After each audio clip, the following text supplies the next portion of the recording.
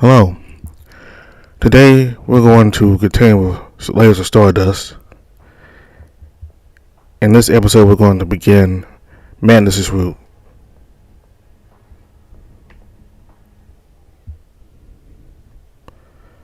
I'm really sorry, Your Royal Highnesses, but I feel I am not at liberty to choose, as that would look like I'm giving favors. It's my job to give my time to everyone tonight. I will join all of you shortly after I have a word in private with the head of my security, if you don't mind. But Lennon and Mason exchanged looks for a moment before, but only nodded with approval of the decision. Prince Mason, I promise I will find time tonight to talk to you more. Prince Lennon, I assure you I will join you shortly too. Jonathan could only do as much as make a promise. And Prince will appreciate it. We will await your presence, Jonathan. My first advice will also expect a chance to meet you. Before the prince left, he approached Magnus, and as if he knew our way, it was his job to protect the ambassador. It would be best for you, Vulcan, to make sure what your duties are. But know this, the ambassador needs to be protected at all times. This man is to be dearer to you than your own family. The prince does not care if you have to sleep under his bed and hold his hand to do it. Make sure your security procedures are top-notch. He then turned back to Jonathan, but hopefully he changed his expression and bowed slightly. Placing a palm on his chest, there was a sad smile on his face as he left a moment later. Well, if that's all settled then, please allow me to excuse myself. It's been a tiring day and I need to get some rest today eventually. Already? That's very unlike you to go this early to bed to rest. I am indeed going to bed, but not to rest, Jonathan. All the gods and the heavens give me strength. Ella only flashed a dirty smile and disappeared. Lennon scoffed slightly, but not otherwise and started walking back to the ballroom. Jonathan waited for the prince to disappear before he would say anything. Jonathan, sir, we need to talk.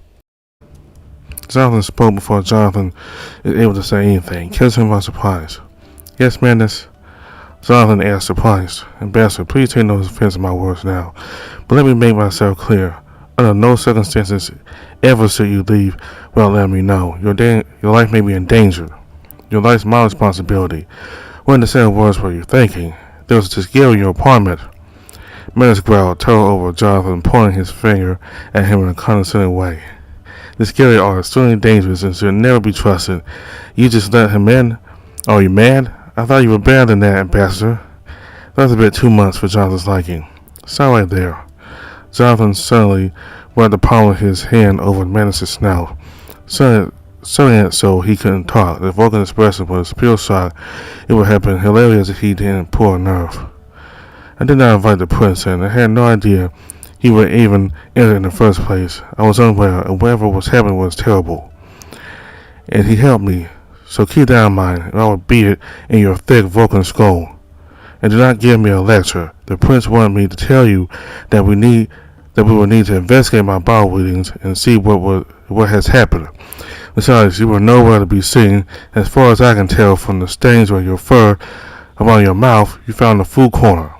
Jonathan finally let go of his snout, letting Magnus rub his nose, quietly piercing the man with his eyes.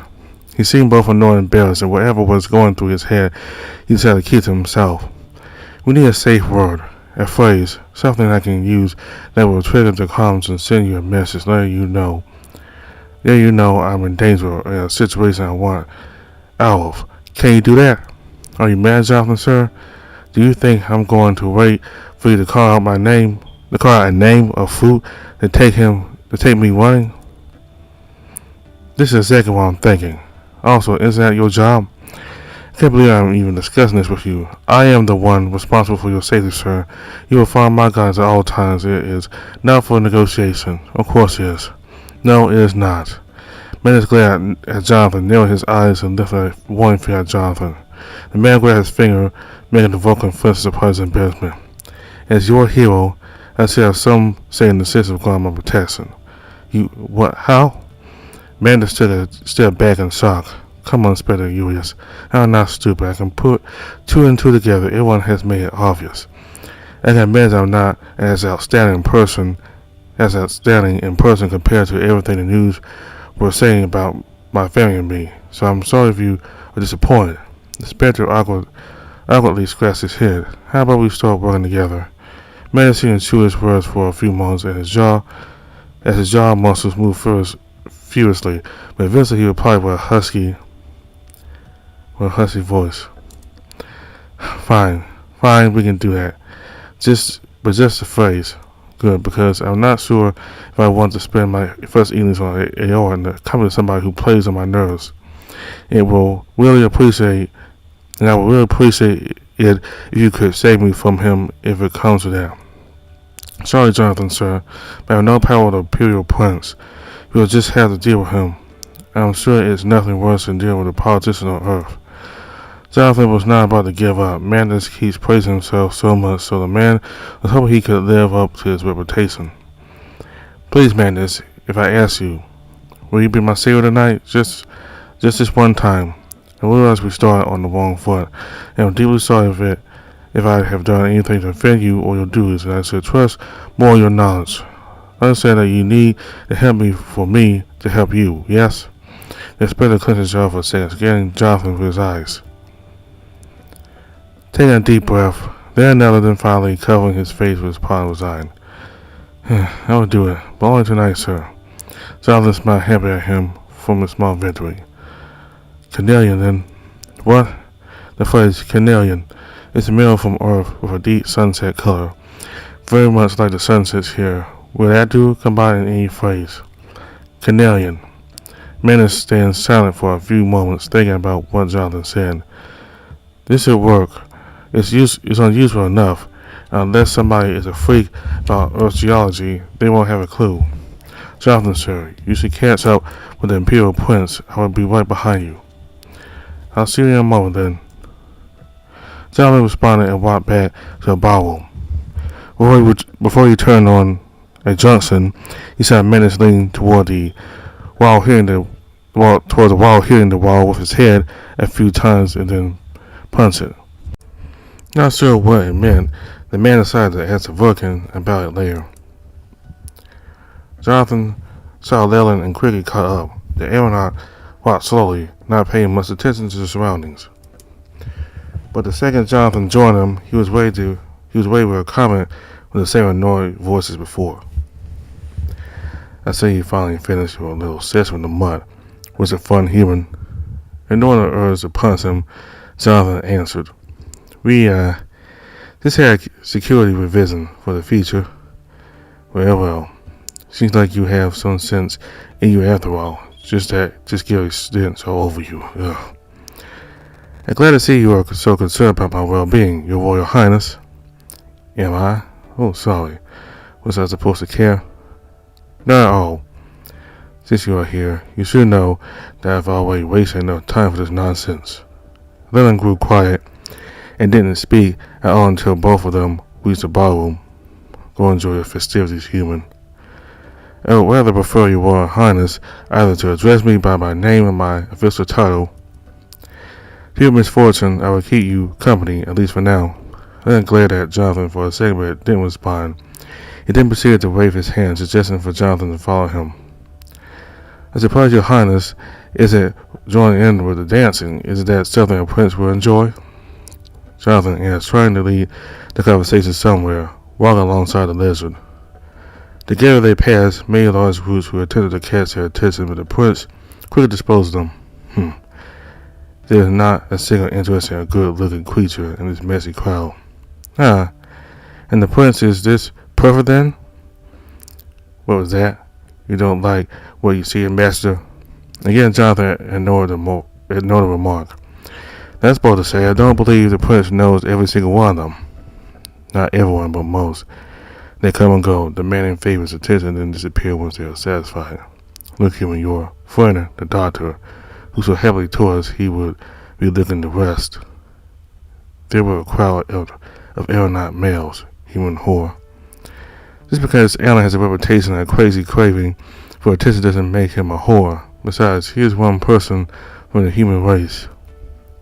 So never mind the prince to make judgments like that. We are idiots, but not all of us.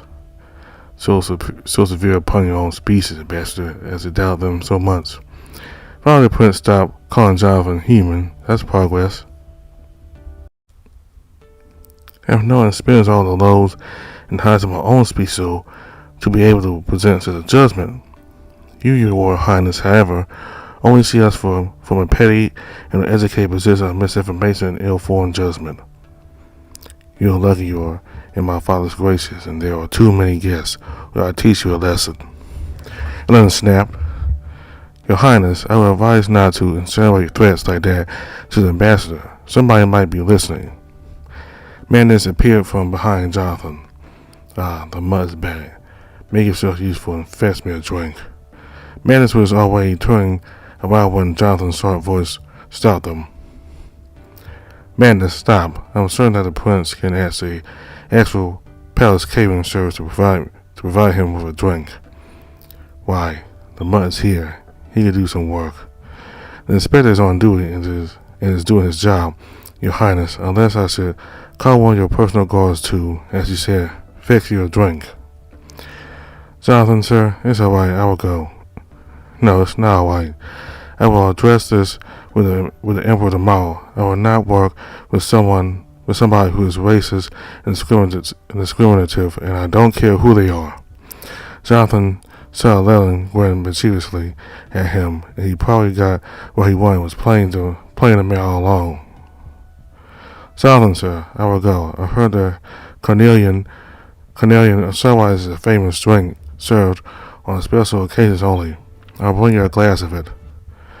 Jonathan then noticed Magnus nod gently in a particular way. So the rescue is on its way. If it weren't for the annoying lizard, Jonathan would probably laugh. Before Jonathan managed to respond, Magnus left, leaving him and the prince alone in awkward silence. Seems like that mud will do everything when told. I heard he has a slight obsession over you, Ambassador. It must be something to do with what my father said. Him begging to work for you. My, I wonder how you are going to play that one.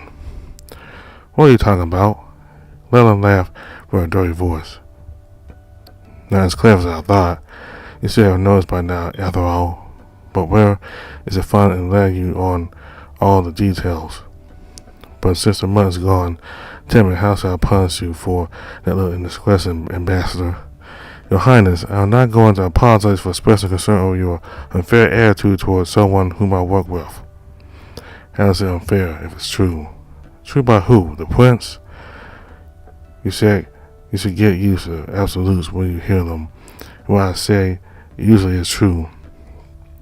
And don't go believing something that doesn't have a solid base of evidence, especially if it comes from people in power. Don't you like the power, Ambassador, and those who hold them?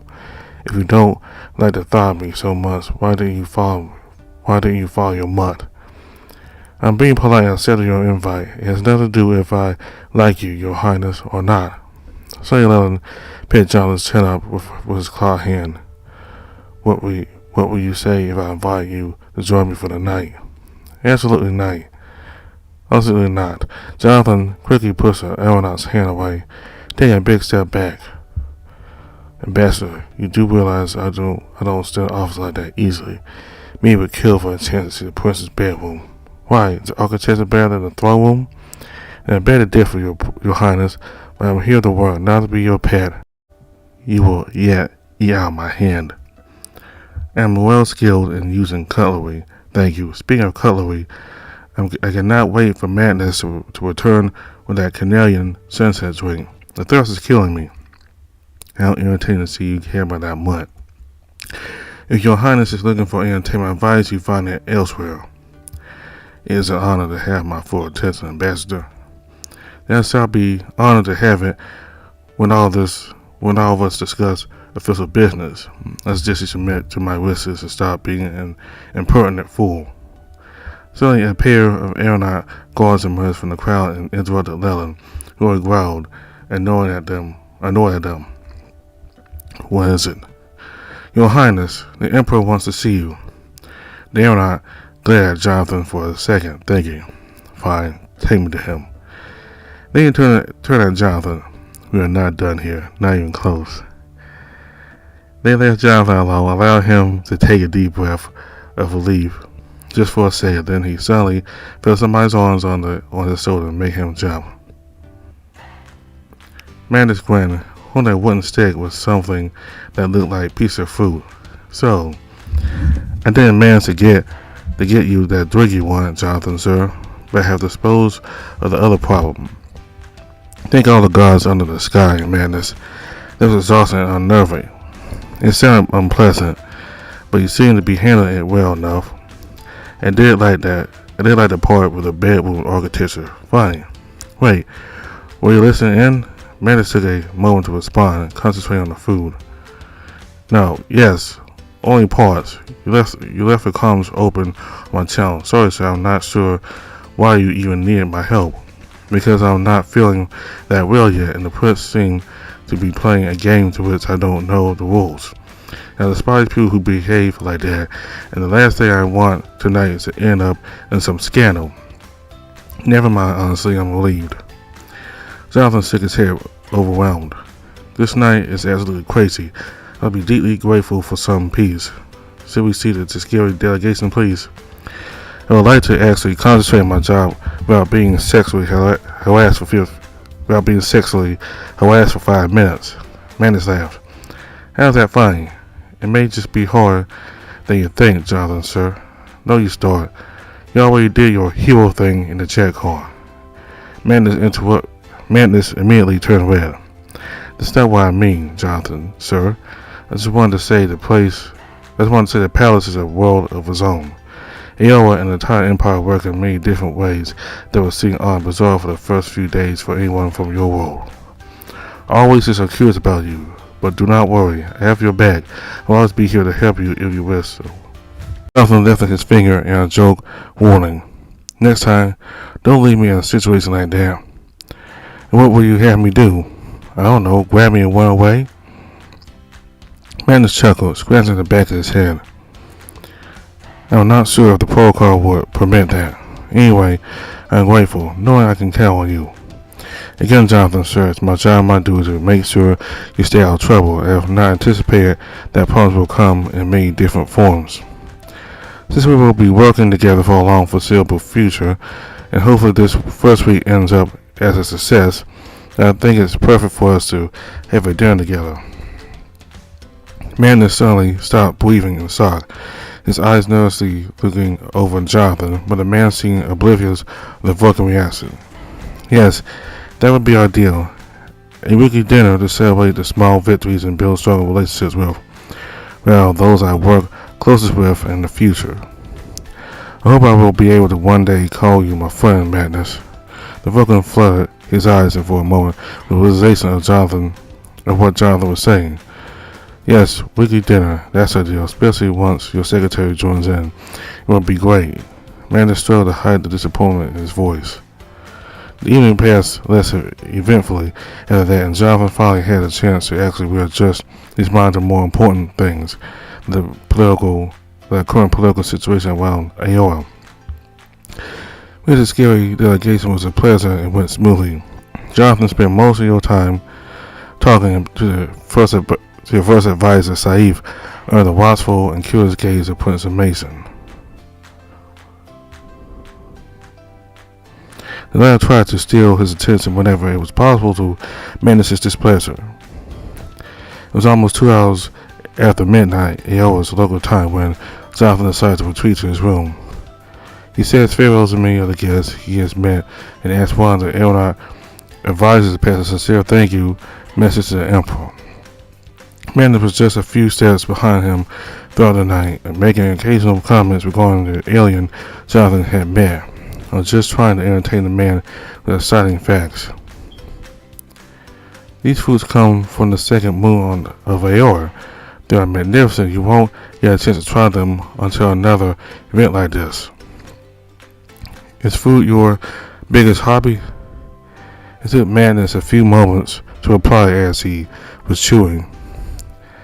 Haven't eaten all day today. I haven't eaten all today or yesterday. Why? Magnus just gesticulated with a full mouth pointing at at Jonathan. Why? This body won't keep itself in shape if I don't eat enough nutritious foods. Jonathan only rolled his eyes in response. I need to be combat ready at all times, sir. They strolled back, chatting. Better you than me. I don't think I could win a single fight since everyone's much bigger than me. Jonathan, sir, you use a spar? I have. Martial arts were part of my training. Since I was young, Earth was going through turbulent times, and only the recent events helped us stabilize the global situation. Jonathan stopped suddenly, feeling an overwhelming feeling of dizziness taking over. It was so bad he had to extend his hand to the nearest wall for support. Is everything alright, sir? I'm feeling very dizzy. Give me more of 5. Let me help. Suddenly, without warning, Jonathan felt himself being lifted and carried. What, Magnus? What are you doing? Just say yes and stop arguing. Now help you, Jonathan, sir. Had a tough day. It seems your body needs rest desperately. I am too exhausted to even argue with this argument. Good. I'm sure I could still manage myself. That you didn't hear about Vulcan chivalry, Jonathan, sir. Jonathan thought what to reply, but he had to admit he was too tired to think. His legs felt sore. Magnus didn't even seem to notice his weight. He kept on through the labyrinth of corridors until they reached Jonathan's apartment. This exhausting evening came to an end, and Jonathan could only exhale slowly, trying to gather his thoughts in all this chaos and experiences. He kept the light off and wandered in the semi-darkness of his new home, lit only by the lights of the sea creeping in gently, and the stars themselves observing silently.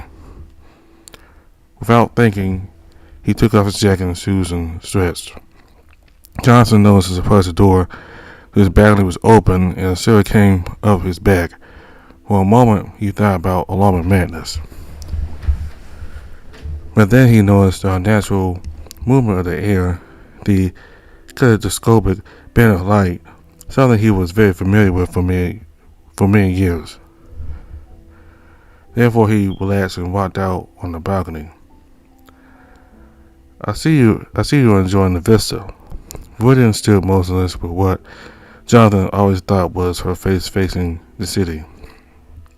Jonathan Hope, we're glad to see you are well. Ah yes, we sense the living energy of this place. It's quite a marvel. Many weird things have happened today, and Jonathan took a deep breath, trying to gather his thoughts before saying more.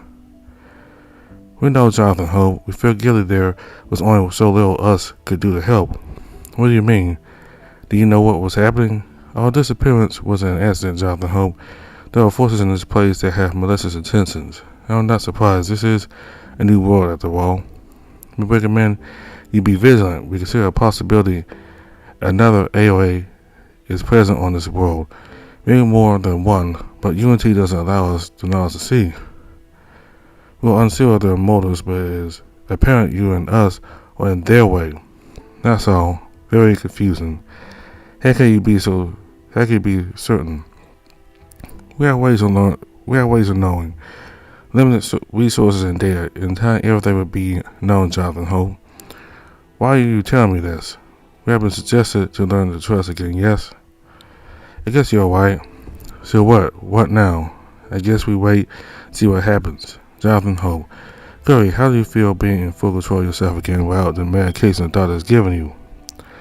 Jonathan didn't answer at first, instead leaning over the thick glass balustrade, looking over the city. It's a new unknown face, this strange new world under unknown skies. It's odd. Query, define odd. Everything feels brighter, lighter, and yes, it feels. Before, it was like listening to a song playing through the wall. You knew it was there, but always unsure of the music and the words it was carrying. There's still lingering sadness, but I can feel that I will learn to live with it eventually. I will also probably have to relearn how to feel things because everything is so new, so different. Jonathan Hope, Quill, you said once, going to Aora is a chance for a new beginning. This is your new chance to start many new things? Maybe it is. There are things I lived through. I will never forget. But you're right, maybe it is. Jonathan felt his body burning up, muscles feeling tense. What's wrong with me today? A sudden low voice came out from the darkness. I don't know, Jonathan. What? Magnus, what are you doing in my bedroom? What do you mean? You asked me to give you a massage. You said your body was tense, so I came. Jonathan felt embarrassed, but the darkness was replaced by a warm light. He saw Magnus sitting on the bed in front of him. The Vulcan's muscular frame hovering over his own body, making feel Jonathan breathless and hot. The rough and furry paws reached out to touch his legs and slowly caressed each of his thighs, warming up the muscles. Suddenly, Jonathan realized he was naked and getting anxiety and tried to cover himself with a bed sheet, but Amanda stopped him. Why are you embarrassed? It's just us. I'm not. The Vulcan moved closer, pressing his throbbing erection to Jonathan's body. The warm fur tickling his skin. Jonathan stopped rubbing his muscles and climbed higher, slowly licking Jonathan's belly, then chest, stopping for a moment to play with the man's nipples. Then finally he was just on top of him, hovering with his huge muscular frame. There was no escaping his madness. Placed a long, hot kiss on Jonathan's lips. Pushed his thick, long tongue in his mouth, muffling any of the static moans Jonathan wanted to let out.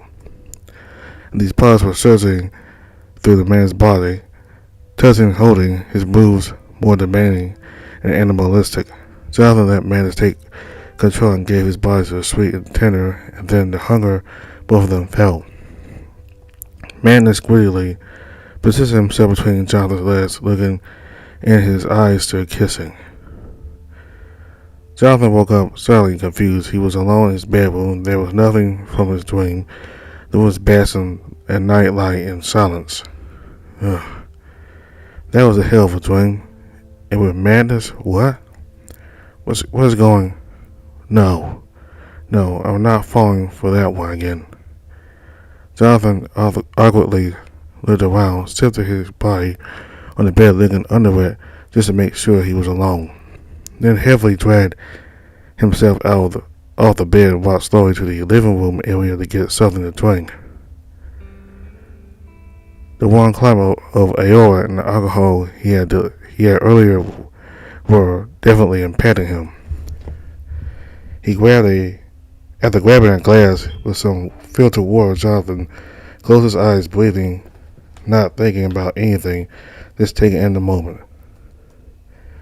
Then he heard a mildly quiet snore coming from the large seat in the living room. Huh? His curiosity has taken over. He decided to investigate, quietly stepping on the soft carpet. Magnus lay stretched on the seat, sleeping and snoring quietly. Jonathan thought that the Vulcan must have decided to stay around to keep an eye on him, just in case of any other problems. Maybe he felt guilty after what had happened earlier. He wasn't there. Jonathan grabbed a light blanket from the sofa nearby and covered the Vulcan, looking at him for a few moments. We still aren't weird, no. I just had a dream about you. It's made this even more weird.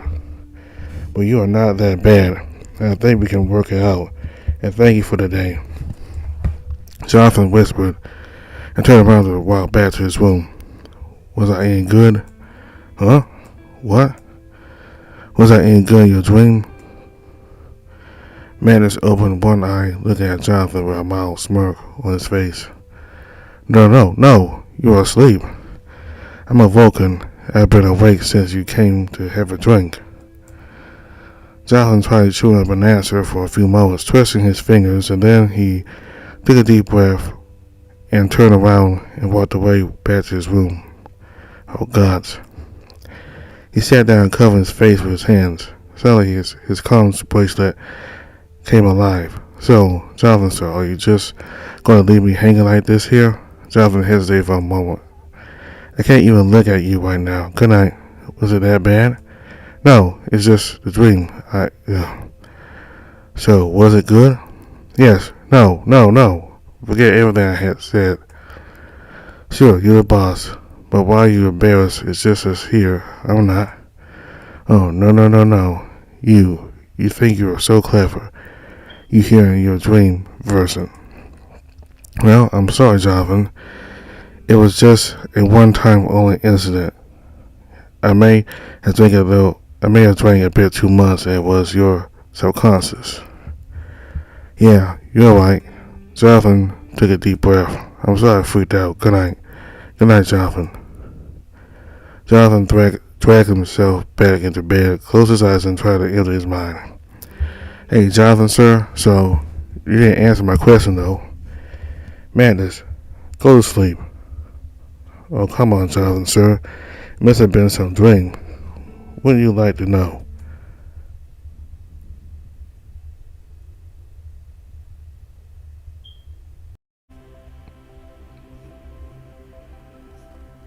Really, Jonathan? The first day at work and you're already procrastinating?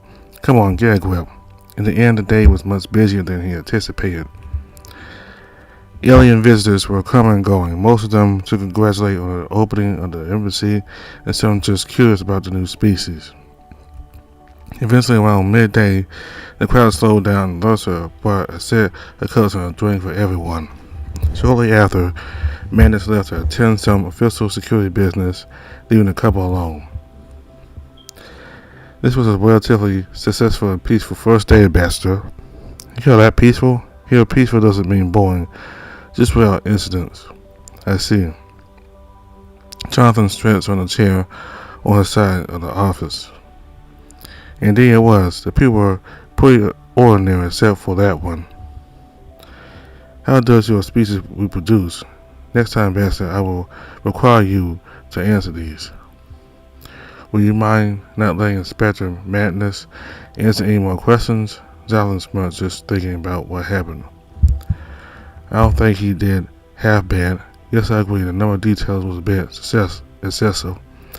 Oh dear. Trust me, that Vulcan is not allowed to talk to any guests while I'm here. Where's Magnus, by the way? He left a while ago and I haven't seen him. He received an incoming call. It was urgent. As he said that, Magnus walked into the office. His representative uniform was gone and he was wearing an outfit Jonathan had seen before. I'm glad you two are having fun at my expense. Not fun. With all due respect, Magnus, just a little bit too many details. Details are important. You don't want anyone making up weird, fake stories about the way humans reproduce. There are so many layers of it, and Lissa interrupted him. I understand, Inspector, but there will be stories until there are proper educational holovids, and your details may even this old mother blush. You are not old, just beautifully matured. What a change, Magnus. Before the Inspector Man's answer, Lursa interrupted.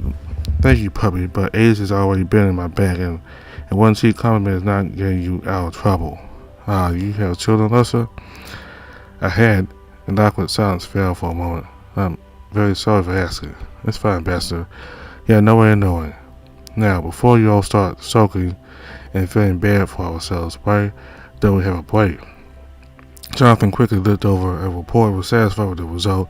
With that, he set it down in the system. He looked over the room with content, exchanging looks and smiles with Lursa and Magnus. In the meantime, received a call which he took on his private speaker. The conversation lasted a few minutes as the minute grew darker and darker. Jonathan said, if you don't mind, I need to leave for 2 hours or let the guard know. Something wrong? I need to assist in the city's security matters. Oh, look at him. First all serious and now there is that dark smile hiding around those teeth. Where is it, sweetie? Where is sweetie? Is crime calling? Homicide. Jonathan lifted his eyes from the terminal screen, looking at the Vulcan, surprised and confused. I'm sorry, what? Inspector, but what about the embassy? You two will be fine. Have contacted Anno. He will join you in a few minutes. I'm not sure I'll follow. Jonathan, sir, this job's come with a few ties for me to help with the police department with the consultation, whenever they need it. I thought you said I'm your boss. Let's giggle here and that. You are, but the Emperor's jurisdiction overrules yours. Unless you want to have that conversation with His Imperial Majesty. Jonathan opened his mouth to say something. No, I'm good. Are we good then, Jonathan? Sure. Stay out of trouble. Go save the world, Inspector, and for the stars' sake, don't bring blood on the carpets. Magnus just waved his hand, leaving the office ignoring Lursa. Within less than 5 minutes, Jonathan started itching to ask. So, what is this really about? Lursa only shrugged and smiled back without answering. Eventually, she got up and closed the main door. I think it's time for a break. Don't you think, Ambassador? Lursa said innocently. It does seem like it is. Jonathan stretched slowly, closed his eyes, rubbing his temples, and had a few moments to breathe. When he opened his eyes again, Lursa was standing in front of him, tilting her head curiously. Sorry, I was just taking a moment. There had been a call about a murder committed in one of the living estates on the southern point of the city. The call has been routed especially to Commander Starlight. Wait, why are you telling me this? You ask. Who is Commander? Wait, that article I saw earlier this morning, are you saying Magnus is Commander Starlight, the high-profile police investigator? Lursa tilted her head innocently without answering. We have 1 hour. Suppose you want to know more. Whoa, hold on. Learn more about what? We are a political embassy, not a police force. We have no jurisdiction in such matters. We have political immunity, and Inspector U.S. Brooks as part of the embassy, so he can access police records. Jonathan was shocked. Who are you really? The woman smiled graciously, showing her sharp teeth. That's a good question, but maybe for another day. This may be a shock to you, Jonathan Holt. Something nobody said in the job description the Emperor didn't speak about. That old fool always forgets the fine print. Every ambassador of their world must be a part of something bigger on AR. You aren't invited here to make nice and smile. No, you are required to make a difference. Ask stars. Nobody will ask you about it, but everyone will judge you if you don't. Jonathan stood in silence, processing what Lursa just said. It was a choice he was happy to make.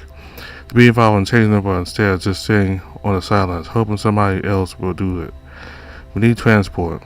Lursa clasped joyfully and reached for a communications bracelet. Handle, we need a jet car waiting in 5. An unknown voice responded. Finally, I was dying of boredom here. Are we set? We are set. Keep the engines hot. Yes. Lursa entered the communications and looked at Jonathan. I hope you are not scrimming with bodies and blood, Jonathan. As long as I have coffee, I'll be fine. Coffee and blood go together. Indeed they do. How much trouble are we getting in? With the police? None. They'll be happy. Your power will fast-track their investigation. With U.S. Magnus, it depends. Depends on what? He will either love or hate you. I do have that effect on people.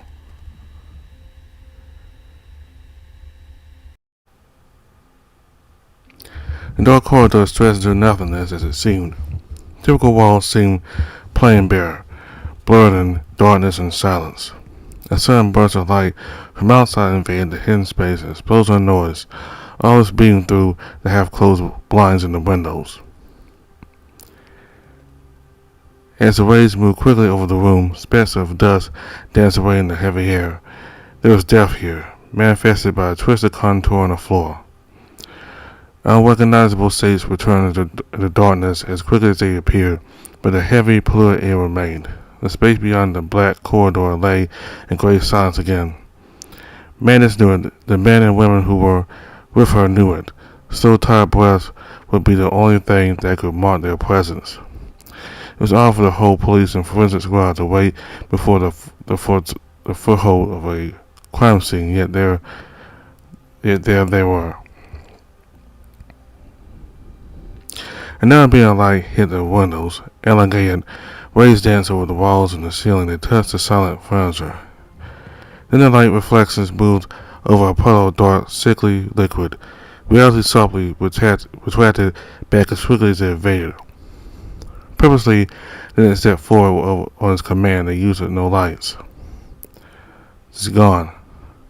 Somebody whispered. The group of people murmured, unsettled. She's still here. Her spirit is. The inspector replied with a half voice, finally moving forward gently.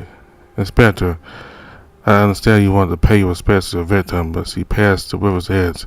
We need to proceed. Magnus twitched at the sound of the voice. Yes, you're right. Let's get to work, people. In the meantime, when the sky is over Aora, the jet car walked gently in the sky, cruising through the buzzing skyways. The car was manned, Ambassador. The security commissioner was more than happy to accept the help offered as long as we keep ourselves safe and with reasonable protection and impartiality. I'm still confused about how this works. This is how the system works on Aora. Ambassador, people in power representatives are required to support different government institutions. Security, education, research, health, and so on. They don't remain in the Emperor's favor if they don't. One could wish things worked like that back at home. People in power take whatever they want there. We have to fight and push back to get it back. It's probably because you let them in the first place. New world, a different society. Maybe we will learn something good. Now a voice joined them from the front of the jet car. We hope you only pick up the good stuff, Ambassador Hope. I'll do my best. What's your story, Anno? Why are you here? Did Magnus drag you into this too? Oh, the inspector is good at dragging people into this stuff. Oh, you got that right.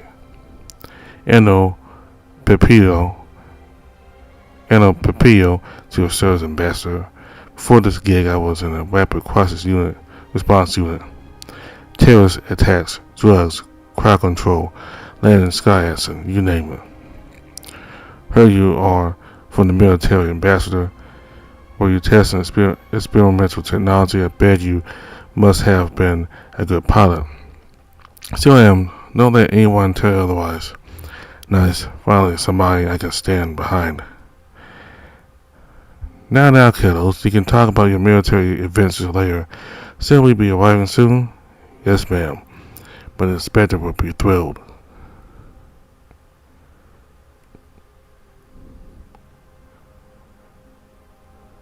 Good morning, Mira. Good morning to you too, Magnus. Yet not the best one, in my opinion. I still didn't have my breakfast. I have those idiots crowding around like flies. The female Vulcan huffed with an annoyed expression. How did you get here this early? You know me, Inspector. I have my tricks and contacts. I was entering this building before you unlocked these doors. She pointed out the corridor. We had news that you have some powerful friends join the security forces. Get ready to be surprised. Tell me what you heard. Better yet, tell me what happened here. Man is crossed by the body, trying not to step anywhere near the pool of blood, and his hand immediately disappeared into the coat's pocket to find a dead recorder. Slightly bent with obscure edges and scratches on the surface, but full of knowledge. Well, I'm so glad someone's listening to my opinion these days. Look about, Inspector. The victim, she was wealthy, she was successful, and the woman was into sports, 2 degrees in engineering and robotics. That's brilliant, very smart. I struggled with a kitchen baker. She fought back too hard for them. The way the body is positioned, it looks like somebody lifted her, and she punched and kicked the living hell out of the attacker till they dropped her. But there's something amiss here. Some details make no sense. Mira spread her arms like she was trying to control the scene. Well, she fell. She must have hit the coffee table with her head. Magnus could see that, and his mind started to move. That was a probable cause of death, yes. Mira confirmed. But the table smashed before she fell on it, and one of the table legs is missing. How can you tell any of that? And what about this blood smear here? Magnus pointed at the wall opposite them. It looked like somebody was thrown onto it, hard enough to dent it. This is one of the details that make no sense. How so? Magnus asked, looking at the mark and then turned back. Mira lifted a few stains of fur on the victim's head to uncover a deep wound. I won't have a definite answer before we take her to the lab, but what I can tell you is, based on what I can see from the preliminary, is it was sharp force trauma to the head that killed her. The medical doctor gently moved a stain of hair, covering the wound, revealing a large piece of thick glass, like the smashed coffee table, sticking out of a large wood. If she was thrown and her body smashed the table, there is no chance for such impact force to cause this wound. That looks nasty. Magnus crossed his lips with a grim expression. But how could it happen? This table is made of wood, and the glass is only at the center. It seems to be out of place. You're right, I can't give you a definite answer on that, but based on all the bruises and scratch marks around her legs and arms, blunt force trauma to the left shoulder and cracked ribs, it seems like there was a fight here, and based on the ways there may have been a third person included. The inspector started and Mira instantly knew. Knowing what I could see, and yes, I checked, there's no bruising, but as I said, I won't have any day until I get the chance to do a proper screen on her. She was damaged. Magnus leaned down to the body. It was just a girl, no older than 25, obviously at the best time of her life. That's slightly offensive, Magnus. You misunderstood, Jarvan. The inspector paused and slowly turned his head around. Sure. Jarvan hovered over his shoulder with a gentle, inconspicuous smile. Excuse me? Who let you in here? This is an active crime scene. We have a full pass from the security commissioner. This is Ambassador Jonathan Hope of the human world. Magnus stood up. You. He hissed through his teeth angrily. Look at Lursa. Then he turned at Anno. And you. Finally he looked at Jonathan. And I can't even look at you, sir, right now. Now, Inspector, the Earth Embassy will provide a much-needed input to the security forces. Power you must, but these people will get better equipment, increased pay, protection, and many more benefits from this patronage. Pay me blue and excited. That's the best news I have heard in years. You too? How quickly are you sold? Some of us have bills to pay, Inspector, and if this lovely gentleman makes my life better and increases the efficiency of my job, he will be my friend any day. Now, can we continue here, Inspector? I don't have the entire day. Right. Then he turned to the trio. We are not done here yet, not even close.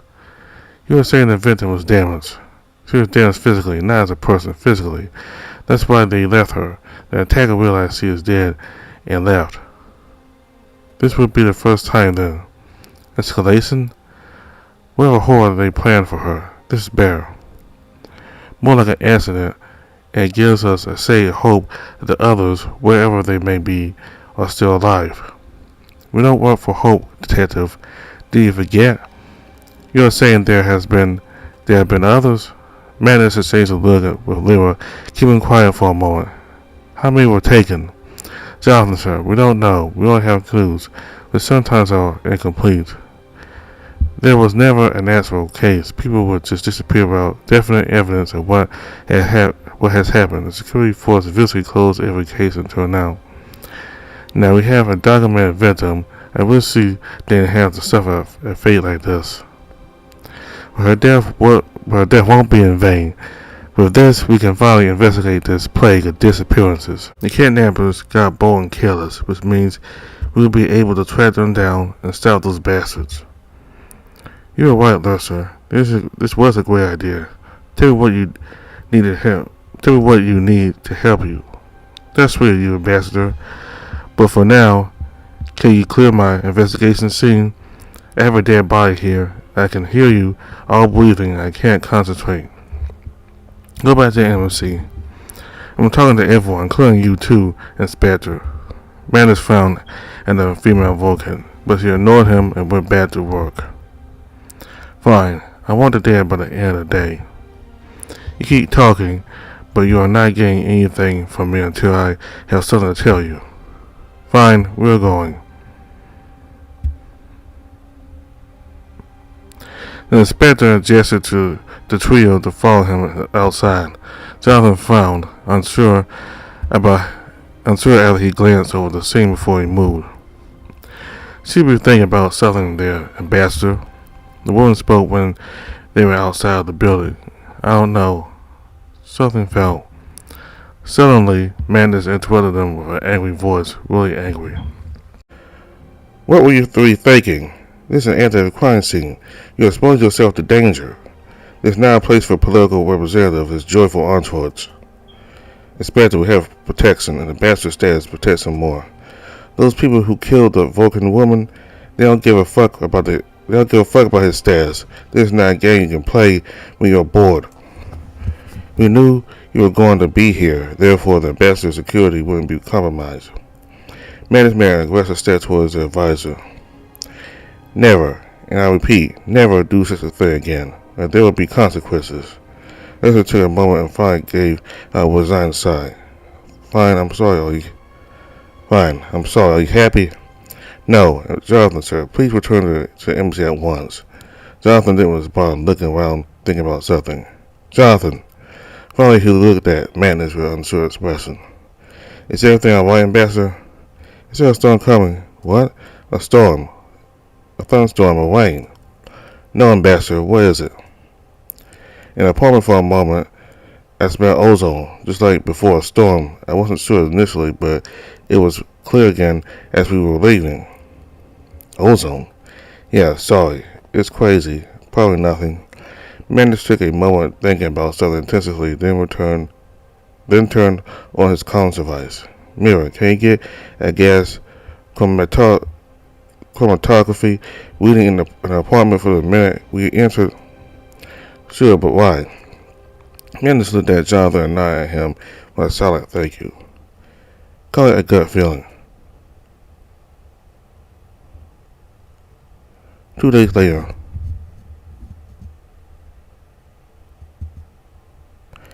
There was a simmer in the air, a cold, never-ending simmer, like a cold stream of dark water running under the floors beneath them. Every step Jonathan and Magnus took echoed sharply in their ears. It was a modern facility with the highest standards of hygiene and technology. The morgue section wasn't as grave. It was designed to feel differently sterile. No matter the corner of the universe or species, a morgue will always feel like a morgue. It's not a morgue, sir. It's a multifaceted research center built by the Vulcan. Mia lifted her head up from a screen where she was making notes. She got distracted by a knocking sound. Her gaze met the detectives. Magnus didn't wait for invitation and let himself in the room. The walls and corridors were covered by pearl white metal and lights were everywhere. Soft amber ones in rows of 3 along the walls of the corridors and the offices and rooms, which all of them had one wall made entirely of glass, where there shone a different type of light. There you could see globes which had been independently located for the use of the medical staff and bore a bright blue light. Magnus brought a peace offering and put it on Mira's desk, a tall covered mug with piping hot coffee. He made a promise that this was the best one he could find in the city, coffee, because every species seemed to love it. It took you quite a while to get this one. Did you fly all the way to the old continent to get it? Mira laughed.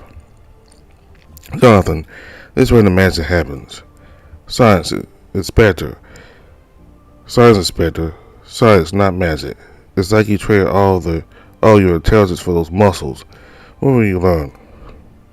Jonathan sat down and twitched in pain from the recent accident they had been through. Ambassador, I thought you are the smart one here. Why are you letting yourself be dragged while still healing? I won't be fine, Mira, but thank you for the concern. I'm stronger than I look. How do you even know about my injuries? Charming. Ambassador, you know that I am still a doctor even if most of my patients are dead. I do worry about you. Mira has a warm and fluffy heart under her cold exterior. Besides, most of your patients, I thought all your patients are already dead. That's quite enough, Inspector. I know why you're here. I have one of the tasks you requested. What I want to know, why are you involving the ambassador in this? I'll involve myself willingly. Magnus wasn't going to give up and gently pressed on the topic. You know this keeps me awake at night. I'm still trying to put the pieces together. I know there is a pattern there. While Magnus was talking, Mira got up and walked to the morgue pot and slowly opened it. What are you doing? I swear on the glacier, it's like you and Anno said one brain cell and today wasn't your day. I'm waiting for you to come here. What does it look like? It's like you never seen me break rules before. The doctor mocked playfully. Also, I personally would prefer if the living would keep you awake at night, investigator. Tell me everything from the beginning. Good, short mind. That's what I like. The victim suffered from extensive trauma to the head. The cause of death was a traumatic brain injury, which results when the head suddenly and violently hits an object, or when an object pierces the skull and injures the brain tissue. In this case, it was the damage of the temporal lobe caused by the impact of the glass shard from the table. Now, there are defensive wounds on her hands. Lastly, there is something you will want to see. The bruising on the back? There's nothing. No bruises, no wounds, nothing. Exactly, that proves there was somebody else in the room during the struggle. Hold on, this makes no sense. Magnus thought it was a kidnapping gone wrong. If there was a third unknown party involved, it changed everything. What else have we got? I need an anomaly. Something out of place. We have one body only. Where's the other one? And why did the second victim leave? We know they didn't take the victim because of the fatal wound. What if the other victim was injured, bleeding, but not bad enough that they took her or him? That's nice, but before you get ahead of yourself, you made up theories.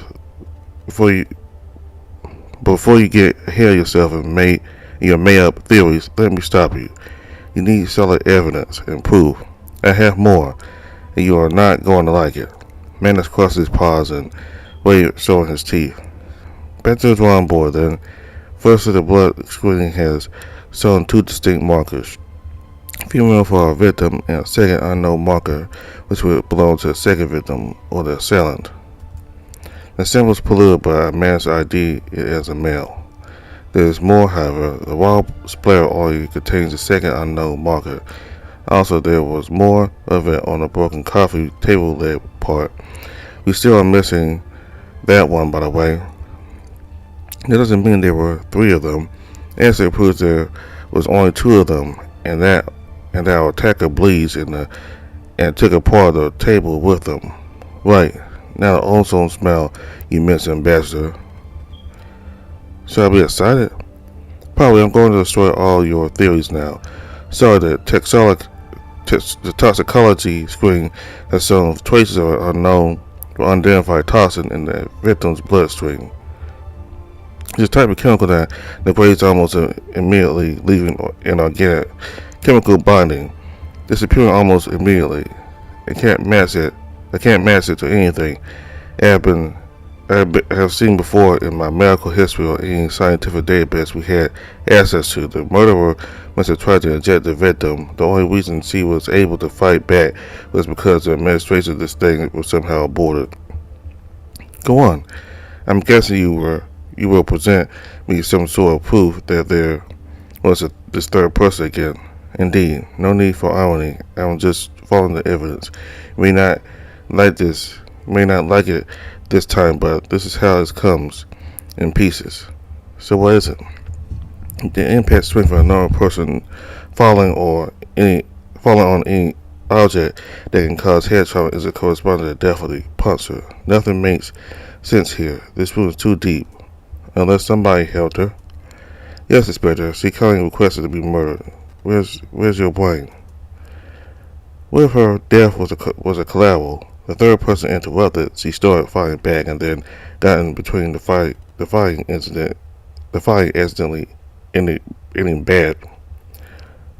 The third person interrupted and she started fighting back and then got in between the fighting accidentally ending dead. I don't know where to start right now. Perhaps it would be best to leave it for now. The pieces will fall into place eventually.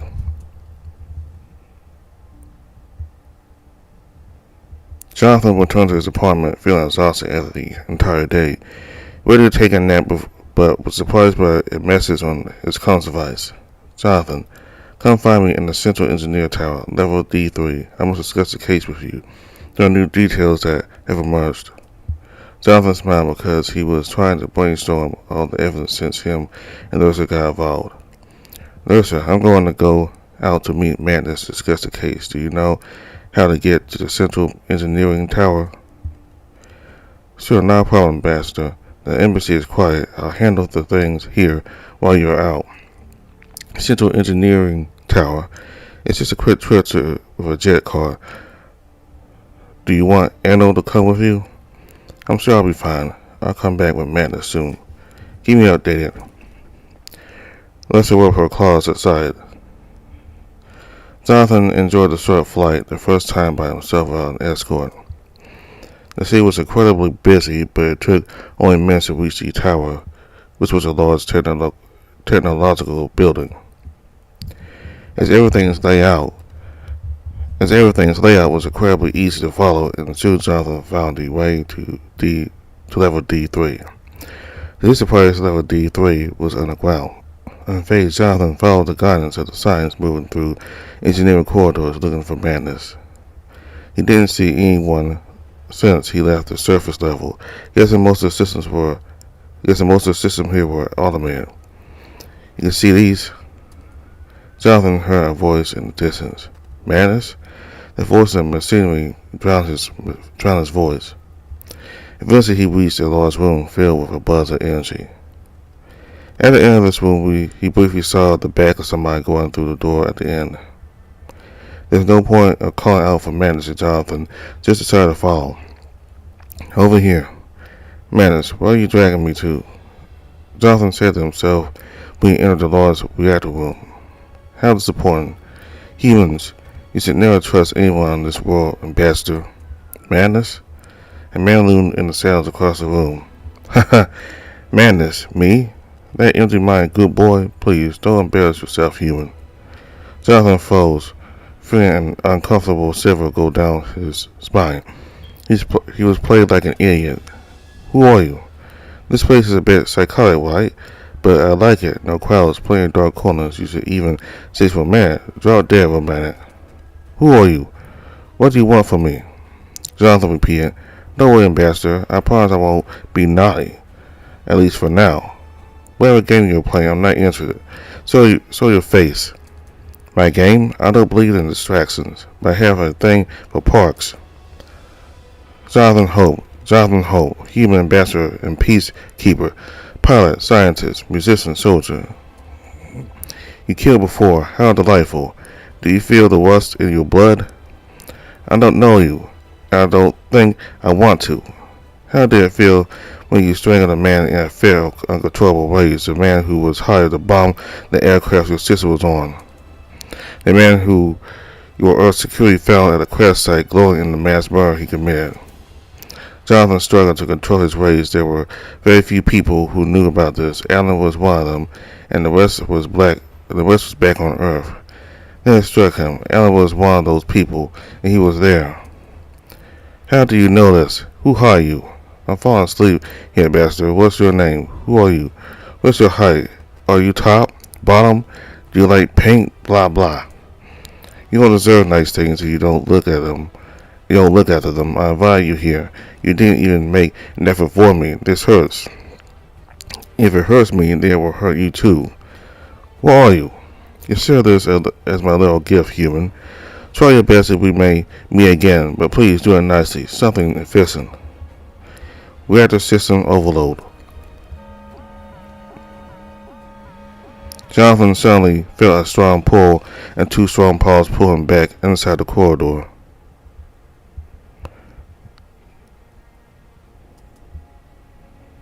Let me go. Shut up, you idiot. Move. Thank God, said Magnus. Jonathan, you absolute idiot. Stupid. So stupid. What were you thinking? I thought it was you. You don't let out wild minutes after you left and Lester told me everything. Move. What's going on? Well, let me guess. That psychopath overloaded the reactor to kill you, but it also could be just a dance parade. Okay, I get it. Your powers of the dust are incredible.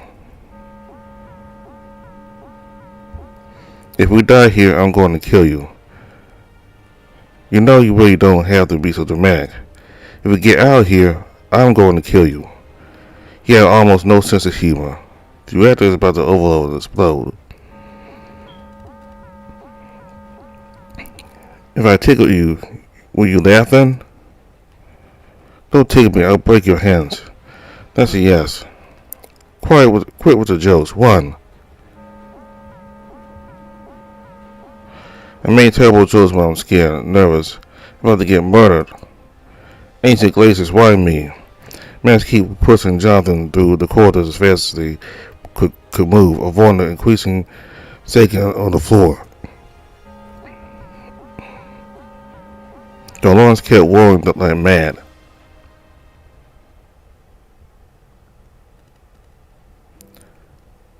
What you have done today was outright stupid and irresponsible. I know. You are too trusting, Jonathan. It's going to get you killed. This was the second attempt on your life. Third, if you count. Don't. So he was a Vulcan. Yes. He escaped. He had a plan. Was waiting for me. The way he taught it was weird. He mentioned something only a few people know, including Alan. We need to find him. He may be involved. Inspector, sir, we're securing the site, but there isn't much evidence we can go on. When the reactor overloaded, the reaction temperatures virtually pulverized everything around. Well, at least now we have a suspect in our murder case, Nero. Who is Nero? Ambassador, you should ask what he isn't. Psychotic bastard. He is a serial killer for hire. Lester appeared looking distressed. Ambassador, I'm glad you're okay. Please investigate. I just received word that Dr. Allen has disappeared and his room has been trashed. The guards have found blood everywhere. Guards, Allen. Ambassador, just arrived at the embassy. It's a communication device. It's addressed to you. I get the technician to look at it, and before he could finish, the device came to light. At our age, we need to keep healthy. Keep that adrenaline and blood pumping fast. Do you enjoy the thrill of the assignment? Next time, I'll take you somewhere more romantic, Ambassador. The communication device cut off and smoke started coming out of it. Crap. We won't be able to track or analyze it now, Inspector. Not sure. Jonathan, it seems that you have a fan, a deranged one, who has been paid to kill you.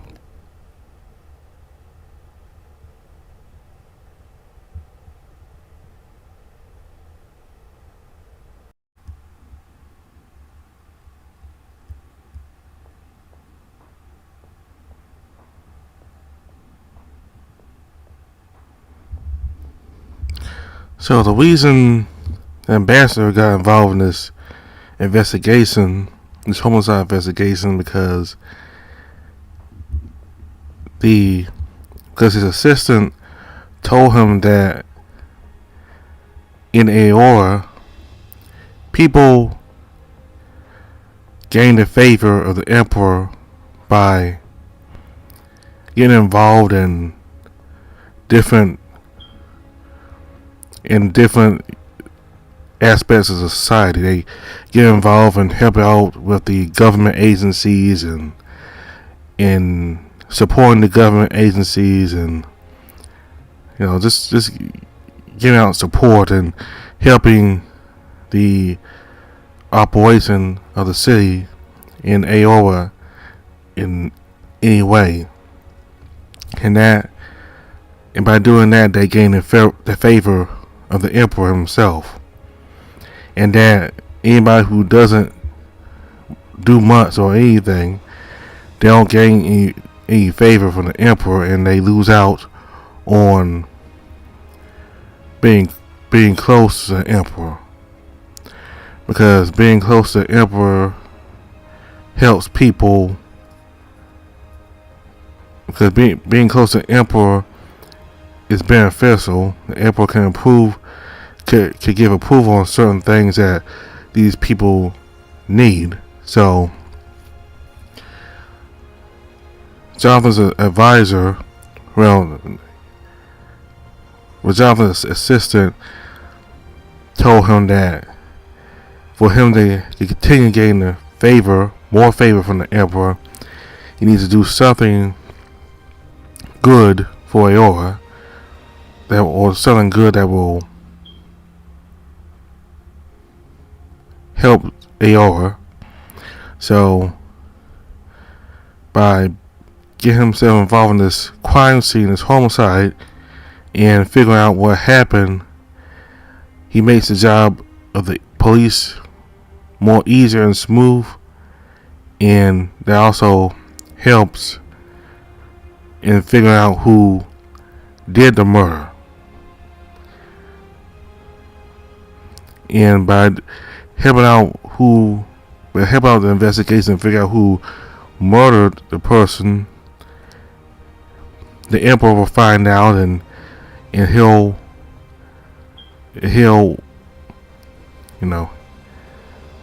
the emperor will be more likely to Java will gain the interest, the approval of the emperor.